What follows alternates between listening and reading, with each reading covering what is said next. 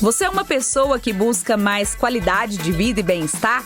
Então chega mais porque você está no lugar certo. Eu sou a jornalista Humberta Carvalho e você está ouvindo a segunda temporada do videocast Falando Nisso, uma produção original do Sesc Goiás, que é um oferecimento do Sistema Fecomércio. O Falando Nisso está no ar há mais de um ano e a cada 15 dias, sempre às quartas-feiras, a gente se reúne aqui e conversa sobre educação, saúde, lazer, assistência e cultura.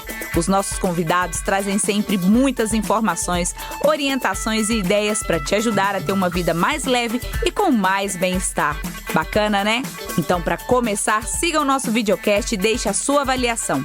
Se você nos acompanha pelo YouTube, se inscreva em nosso canal e deixe a sua opinião nos comentários. Seja muito bem-vindo ao Falando Nisso. Aumenta aí o volume, porque a gente tá no ar.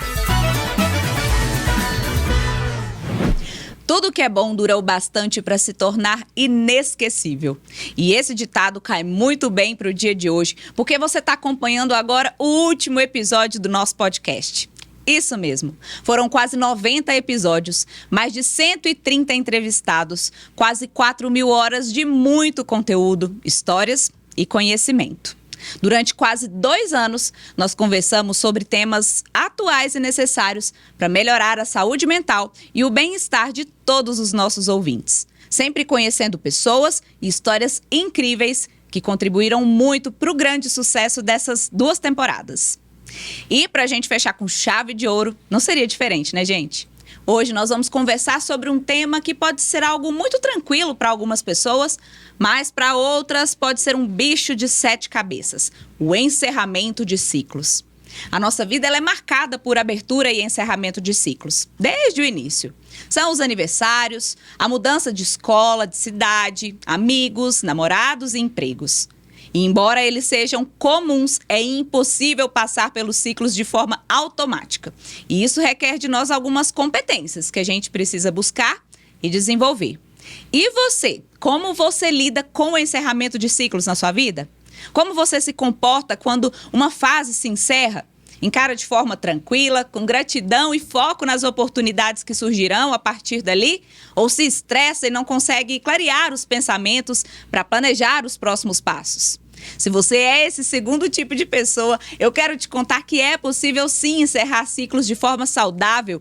E é sobre isso que eu converso hoje com as nossas convidadas. Eu tenho o prazer de receber aqui no nosso estúdio, no nosso último episódio, a Renata Crispim, ela que é psicóloga e psicanalista. Renata, muito obrigada pela sua participação, por estar aqui com a gente hoje. Obrigada pelo convite, pela oportunidade de estar aqui conversando com vocês. E recebo também a Camila Stephanie, ela que é psicóloga organizacional e líder adjunta da seção de recrutamento e seleção do Sesc Senac. Seja bem-vinda, Camila, que bom ter você aqui com a gente hoje. Obrigada, fico muito feliz em poder compartilhar um pouquinho do que a gente sabe. Coisa boa. Meninas, conta pra gente quem são vocês, eu já falei, né, psicólogas, mas como que é o dia a dia de vocês, como que é o trabalho de vocês?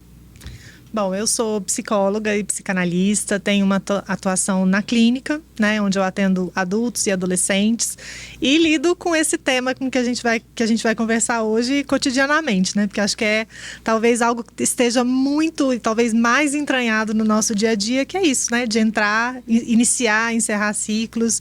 Então, esse processo que às vezes é doloroso, faz parte da minha escuta diária, assim, de todo mundo. E você, Camila? Bom, também sou psicóloga, mas caminhei pela área organizacional e iniciar e encerrar ciclos na área organizacional é algo que é também cotidiano, porque eu estou lidando com um público que está encerrando uma vida profissional em outros ambientes e iniciando outras conosco. Ou o inverso, né? Finalizando conosco e entrando para outros âmbitos. Finalizando às vezes de forma boa ou às vezes de forma frustrada, mas a gente lida com o público e com as expectativas deles e desse iniciar e finalizar constantemente o tempo todo. E contem pra gente, vocês que lidam com isso aí o tempo todo, seja no RH, seja na clínica, por que para algumas pessoas é tão difícil encerrar ciclos? Do meu ponto de vista, eu acho que o ciclo só se torna difícil de ser encerrado quando ele não foi bem resolvido. quando ele não foi concretizado, quando tudo não foi dito, quando não houve uma compreensão, quando ele não está preparado para ser finalizado. Então, ele fica recorrente. Aquele ciclo não se fecha, ele fica com abertura, fica com uma lacuna. Então, é impossível dizer que ele não lidou bem. Mas aquilo foi bem elaborado internamente? Aquilo foi bem resolvido internamente para se fechar? Somente depois desse fim de ciclo, desse fechamento concreto, é que a gente pode tomar uma impressão sobre ele, se for realmente positivo ou se foi negativo. Pelo menos é o do meu ponto de vista, é o que eu observo do caminhar dessas pessoas que às vezes está ali naquele momento, numa entrevista, num momento de entrar numa empresa, e que ele retoma várias vezes o mesmo assunto lá atrás, como uma dor, uma ferida, como algo que ainda está aberto. Então, aquele ciclo não se fechou da forma melhor possível. Mas faz parte, nem todo ciclo se encerra com flores, né? E engrandece, faz crescer e amadurece. Eu concordo com o que a Camila diz e acho que tem um componente desse encerramento de ciclo que ele é humano, no sentido de que tem uma certa universalidade, que é o fato de que, se a gente está encerrando algo, tem ali uma perda, né, que pode ser mais ou menos significativa e dolorosa para cada um, né? Então, acho que essa forma como se passa pelo encerramento de ciclo, ela também diz da relação que esse sujeito estabeleceu com aquilo que ele está encerrando, né? Então, alguns ciclos vão ser mais difíceis de encerrar do que outros, alguns vão ser sentidos com um alívio enorme, né? Nossa, finalmente acabou. Outros vão significar, nossa, estou abrindo mão de um aspecto importante da minha vida, uma experiência que deu sentido para a minha identidade, para as minhas relações. Então, acho que tem um componente também que é muito singular, né? Que diz daquele sujeito, daquele ciclo, do momento de vida daquela pessoa. Isso vai criar, vamos dizer assim, dificuldades e facilidades muito próprios, né? Daquela pessoa, do que está sendo vivido naquele caso, né? E tem gente que encara o encerramento de ciclos, a mudança de fases da vida de forma muito tranquila, né? Não que quem não encara esteja errado, mas a gente busca sempre encarar de forma mais tranquila para que aquilo não se torne um sofrimento tão grande na nossa vida. E pensando nessas pessoas que encaram de fato o encerramento de fases de forma mais branda, já pensando ali nas oportunidades que virão pela frente. Quando a gente fala na personalidade dessas pessoas, quais características vocês enxergam? Eu acho que aí toca num ponto que a Camila mencionou, que eu concordo bastante, que é a capacidade que aquela pessoa tem de elaborar aquele processo, né? O espaço que ela dá para si mesma e para os sentimentos que ela vivencia nesse processo de encerramento. Costumo dizer, assim, isso a gente percebe muito cotidianamente na clínica também, que às vezes a gente sofre por alguma coisa e a gente sofre porque está sofrendo, né? Algo do tipo, nossa, eu estou aqui muito triste porque esse ciclo está se encerrando e eu não podia estar triste, eu não devia estar triste. Então isso instaura uma certa luta consigo mesmo que torna talvez esse encerramento, esse desapego, né, que é uma palavra que se gosta de usar nesses contextos, muito mais difícil. Então eu acho que, assim, em termos de característica de personalidade, eu acho que também a pessoa ganha muito quando ela permite que se abra um espaço na vida dela para que aquele ciclo possa ser encerrado com uma elaboração. E o que é essa elaboração, né? É você poder pensar nesse ciclo que se encerra, é poder sentir tudo que vem junto com esse encerramento, dar espaço, inclusive, para aqueles sentimentos que às vezes são muito dolorosos, né? Tipo medo do que vai vir, tristeza pelo que se perdeu, o alívio pelo de ruim que se fecha com esse encerramento.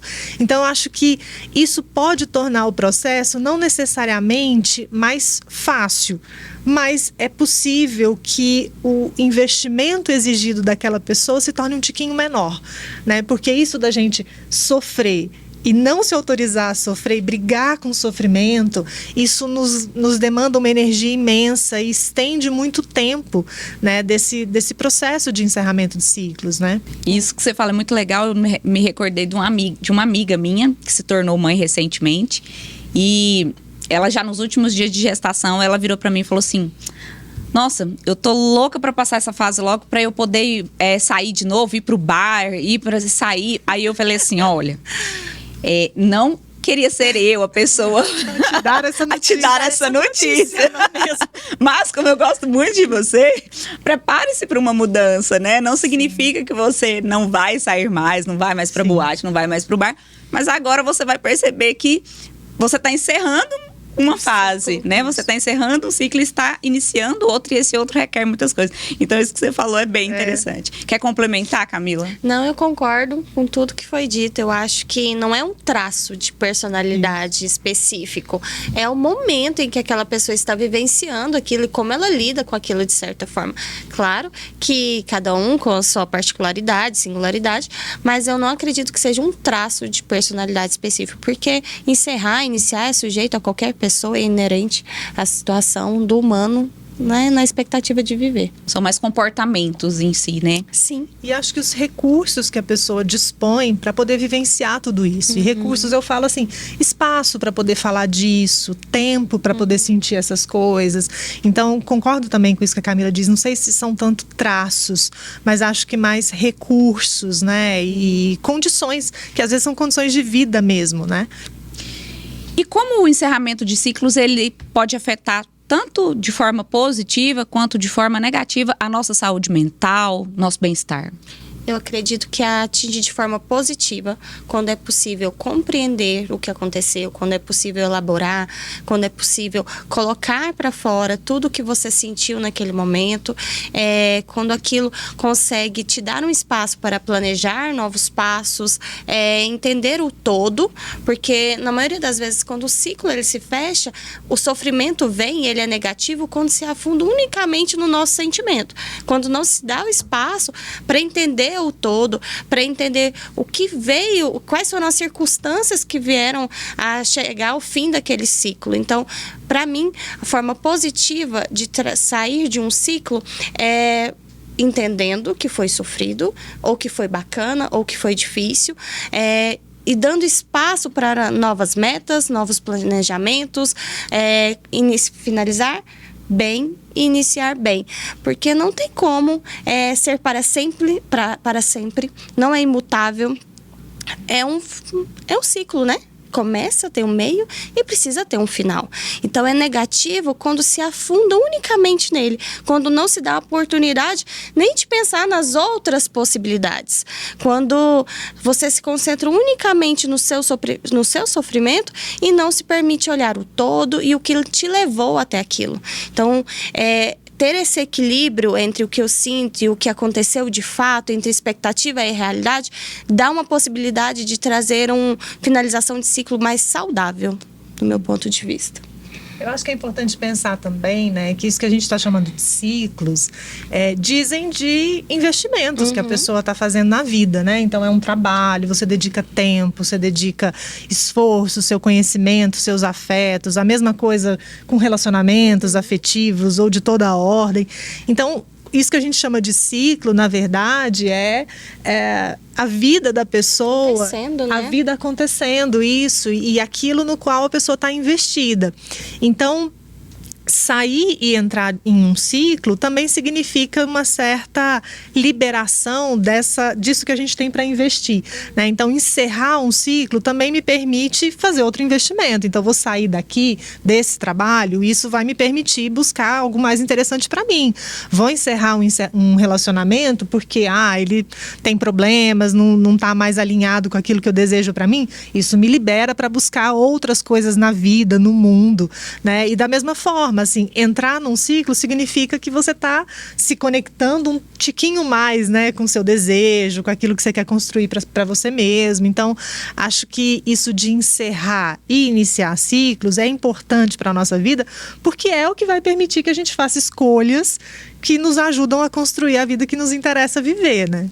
E no ciclo ele não precisa necessariamente levar um ano, um mês, ou ele pode levar dias, né? Até às vezes um insight pode acontecer em horas. Então, a gente fala ciclo, dá a sensação de algo grande, né? De uma grande mudança estrutural na vida da pessoa. E não é assim. É um momento cotidiano, toda hora a gente começa e finaliza, começa e finaliza.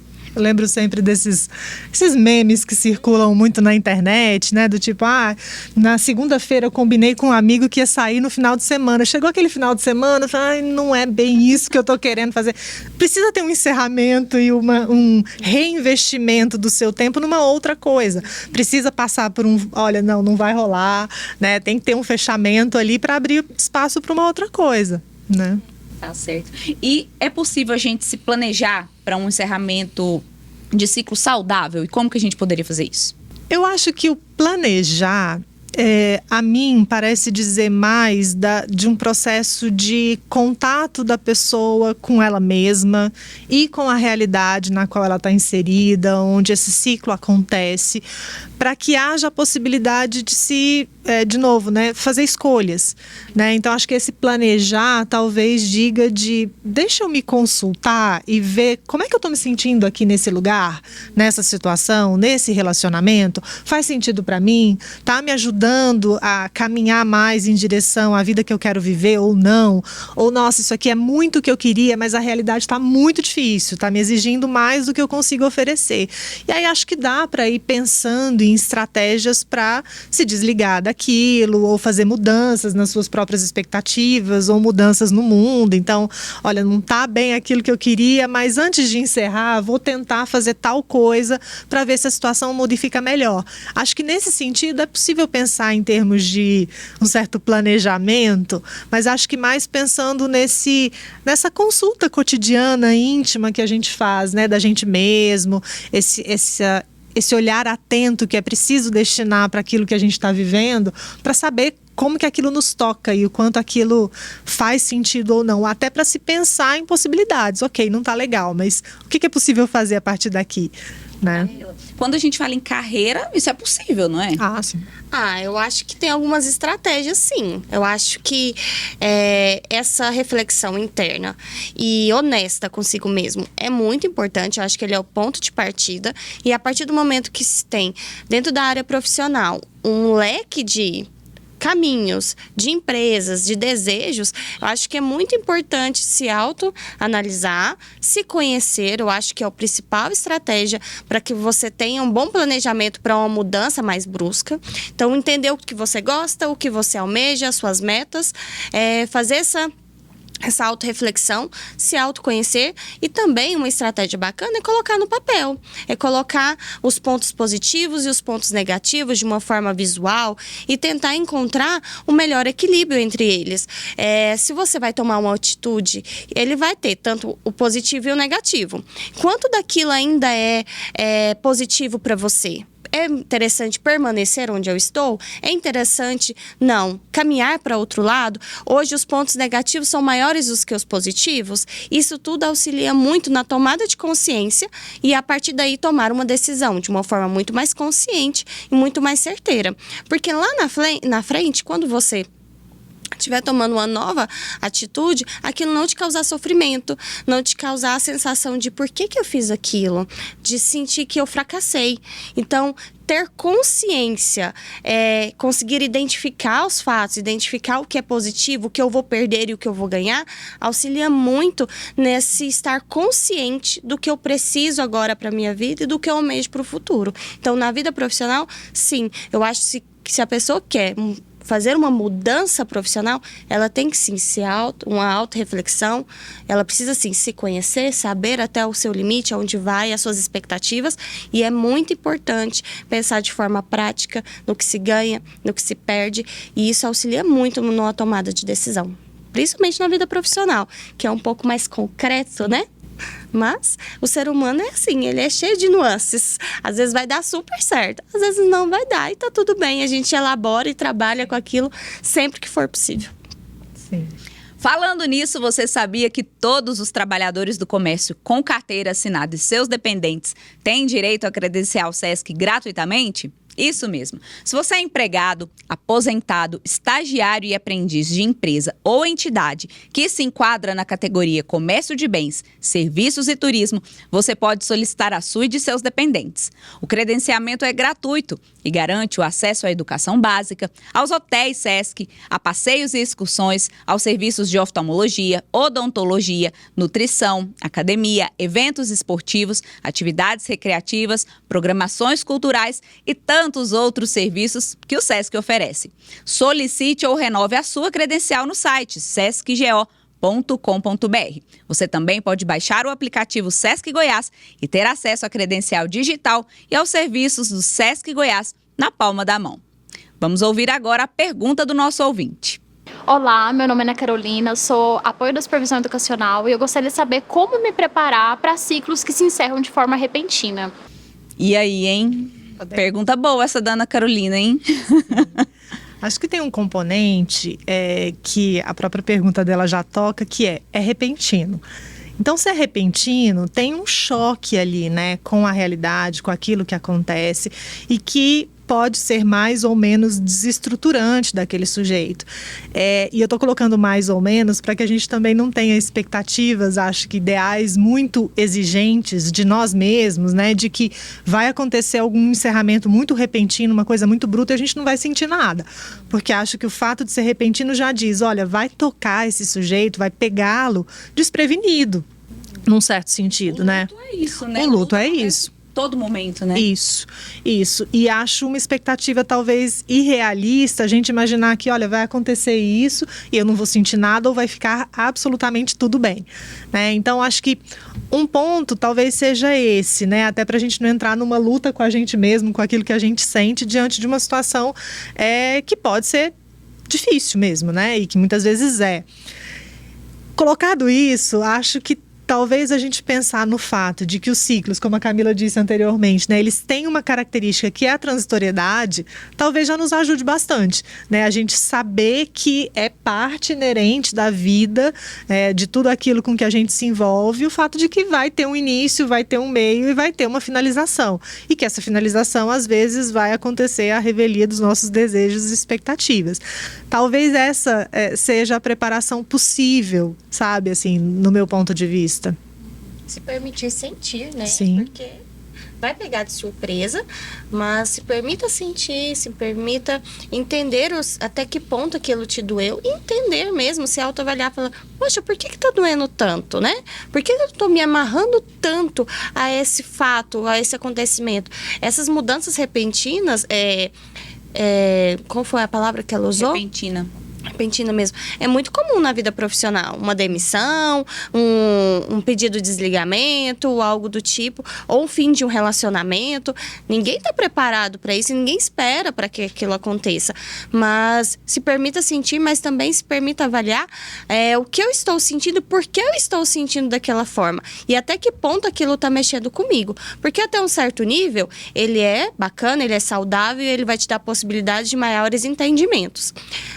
Mas se aquele sofrimento é muito intenso e ele te puxa para baixo, ele não te permite elaborar outros fatos da vida e começa a interferir em outros âmbitos, aí é importante ter uma avaliação mais concreta, olhar um pouquinho mais atento, pedir uma ajuda, entender até que ponto aquilo realmente está me fazendo tão mal e o que eu posso fazer para melhorar aquilo, entendeu? Então... Tá aí a resposta da Ana Carolina. E eu queria saber de você, Camila, que trabalha no ambiente corporativo, como que as empresas, elas lidam com isso, né? No Sesc Senac nós temos, por exemplo, uma equipe de psicólogas, né? A equipe do Acolher, que ajuda, imagino, não só nesses momentos, mas em vários outros momentos delicados da vida dos colaboradores. Mas eu queria entender como que as empresas hoje, elas dão esse suporte, entendendo que a demissão, a contratação é um momento ali de encerramento, de abertura de ciclo marcante na vida de uma pessoa. Eu acho que o ponto principal é entender que a gente trabalha com um produto humano.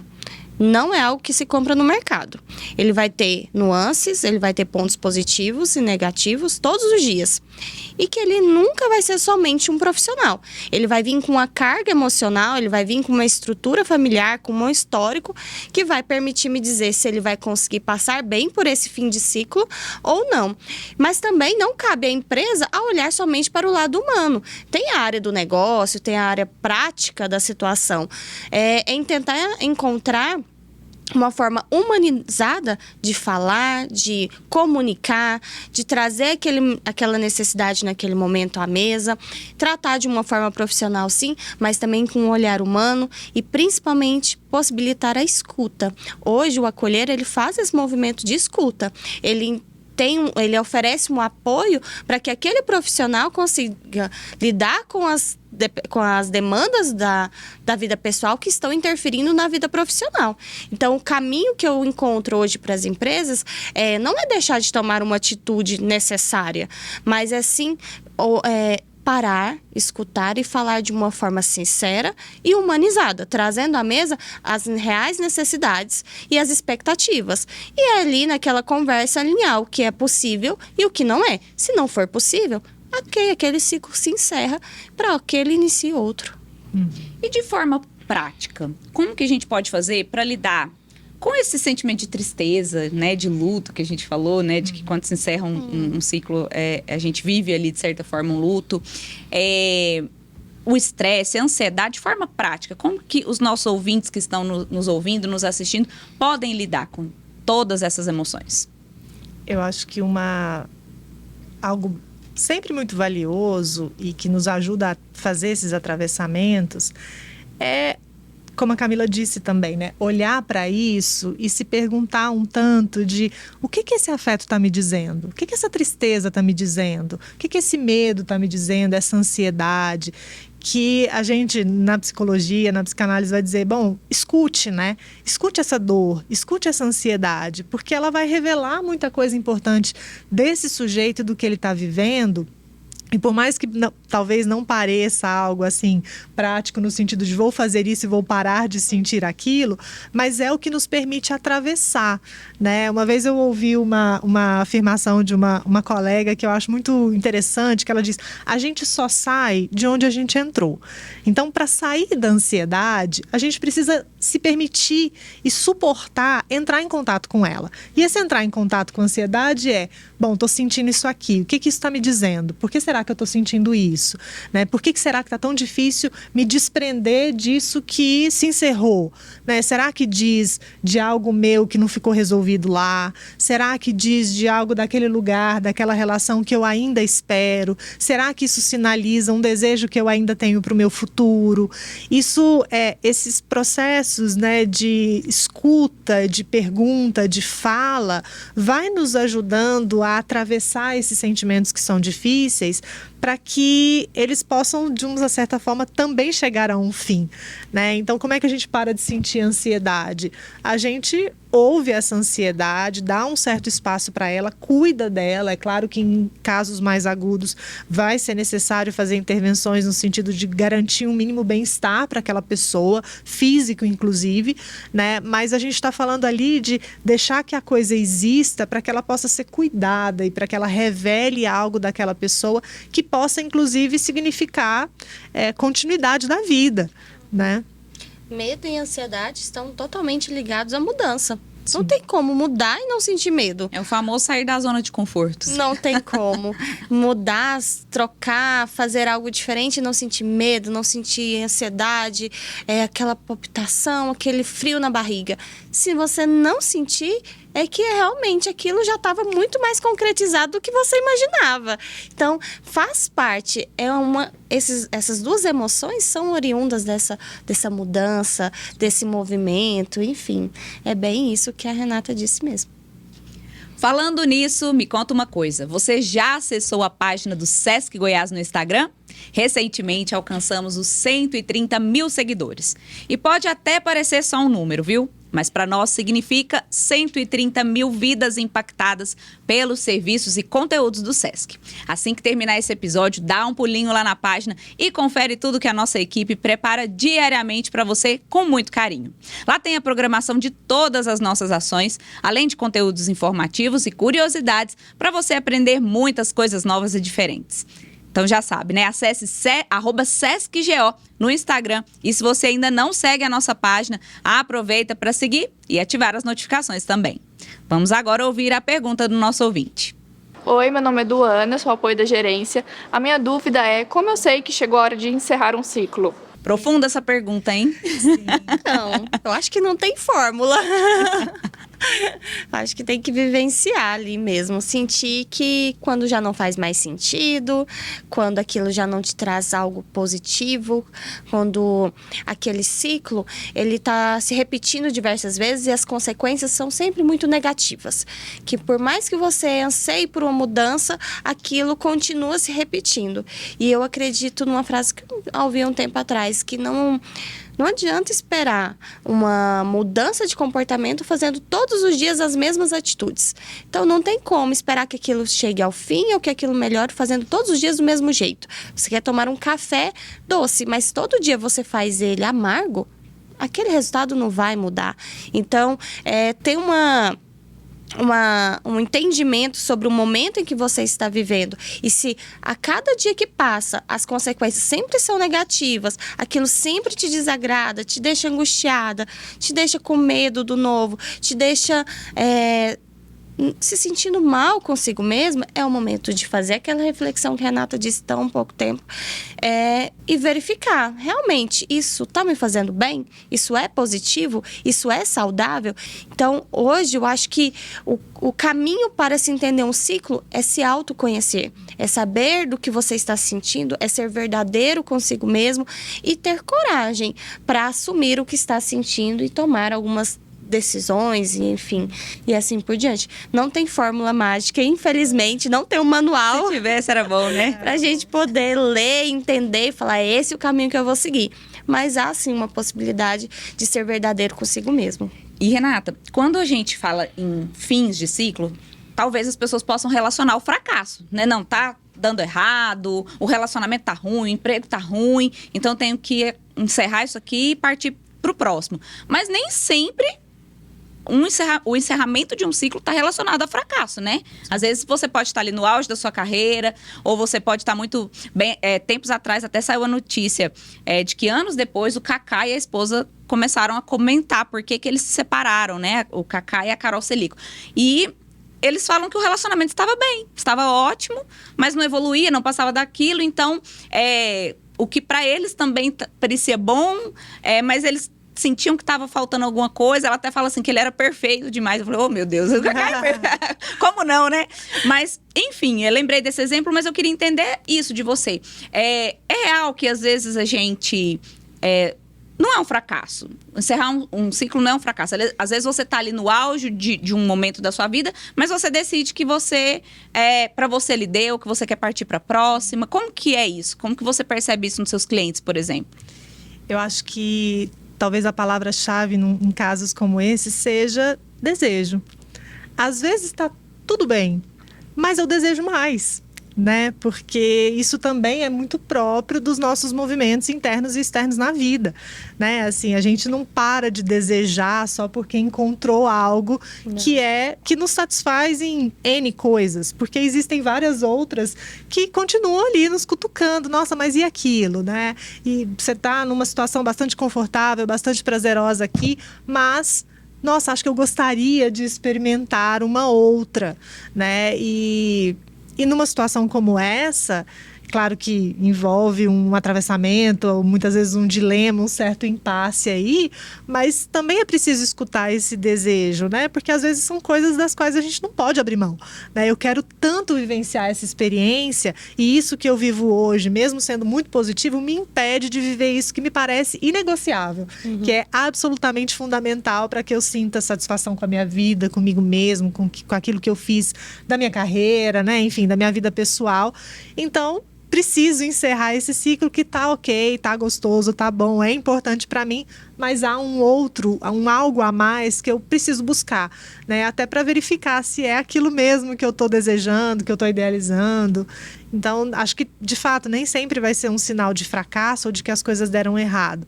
Às vezes só dizem de querer algo mais, né? Para mim, não está atrelado ao fracasso, está atrelado à coragem. Coragem para iniciar, coragem para finalizar. Eu acho que está muito mais ligado a isso do que ao fracasso propriamente dito, porque depende muito do ponto de vista. Do seu ponto de vista, às vezes é um fracasso, às vezes de uma pessoa de fora, não é nada daquilo. Então, eu não atrelo o fim de um ciclo ao fracasso. E eu acho que é uma forma saudável de viver os ciclos, de viver as finalizações. E tem gente que às vezes posterga, né? Encerrar uma fase, finalizar algo que precisa ser finalizado. E como que vocês enxergam as consequências disso? Quais são as consequências de eu ficar ali adiando uma decisão que precisa ser tomada? Eu acho que muitas vezes isso posterga o sofrimento também, estende o sofrimento, né? Porque quando a gente sente que aquele ciclo precisa ser encerrado, bom, é porque tem alguma coisa me convocando a sair daquele lugar e buscar outra coisa. Se a gente posterga, a gente está postergando tanto a ida para uma outra situação que pode ser mais interessante, quanto também os incômodos, as insatisfações, a inquietude que estar num lugar que você sente que não é mais onde você deve estar vai provocar, né? Então, acho que a consequência de não encerrar é tanto você não se liberar, num certo sentido, para vivenciar outras coisas, né, para iniciar outros ciclos, quanto às vezes você estender mais do que o que poderia ser necessário ou desejável aquilo que você está vivendo, né? Você deu o exemplo da Carol Celico e do Cacá. Bom, estava tudo bem, mas parece que não tanto, porque queria outra coisa, estava perfeito demais. Bom, você vai postergando essa vivência daquilo que está, né, cutucando, e confortável no desconforto, num certo sentido, né? Esse postergar, eu acredito também que está muito ligado à preparação. Acho que quando se posterga demais é que não está tudo bem trabalhado. Não está tudo muito bem resolvido internamente. Aquela pessoa ainda precisa daquele motivo, daquela bengala ali. Ele não elaborou bem, ele não resolveu bem aquela situação para que ele tomasse uma atitude. Às vezes elas aparecem, nos convocam a ser tomadas. A vida nos dá um sacode, às vezes fala... Não tem jeito, vai na dor mesmo você estando preparado ou não. Quando se tem um vislumbre melhor do que está acontecendo e você começa a analisar e se preparar para aquilo, pode ser menos dolorido, pode trazer menos dor. Mas quando se posterga demais, é porque internamente aquilo ainda não está bem trabalhado, ainda não está bem resolvido para chegar ao fim. Só que às vezes dá tempo de analisar, de se preparar, mas às vezes não dá. Às vezes o sacode vem de uma vez e aí é a hora que a gente precisa ter todo um recurso interno para lidar com ele. Acho que a Camila toca num ponto interessante, né, que é esse do também verificar o porquê desse postergar, né?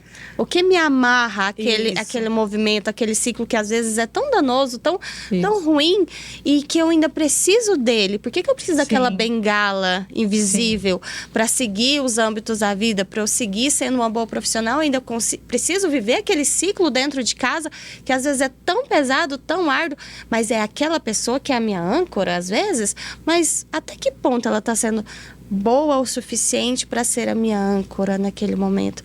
Então, às vezes, não está bem resolvido, né?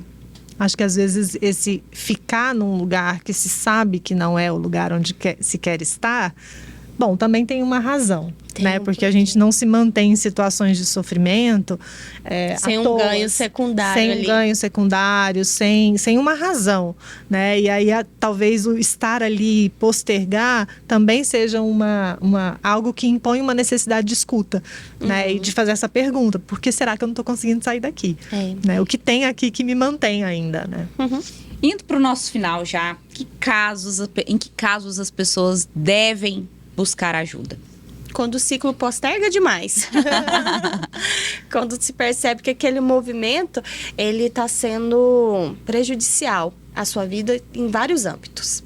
Quando aquilo já começa a interferir na sua vida amorosa, na sua vida profissional, na sua vida familiar. Então, quando aquele ciclo ele tá te desestabilizando em diversas áreas, é o momento de parar, refletir, pensar quais os recursos internos eu tenho para tratar aquilo. Se tá faltando recurso interno, tá faltando fôlego para a vida, a gente tem tantas outras estratégias, tantos outros tratamentos, tem situações que são terapêuticas, tem exercícios físicos que são terapêuticos, mas não é uma terapia, mas é terapêutica, é saudável.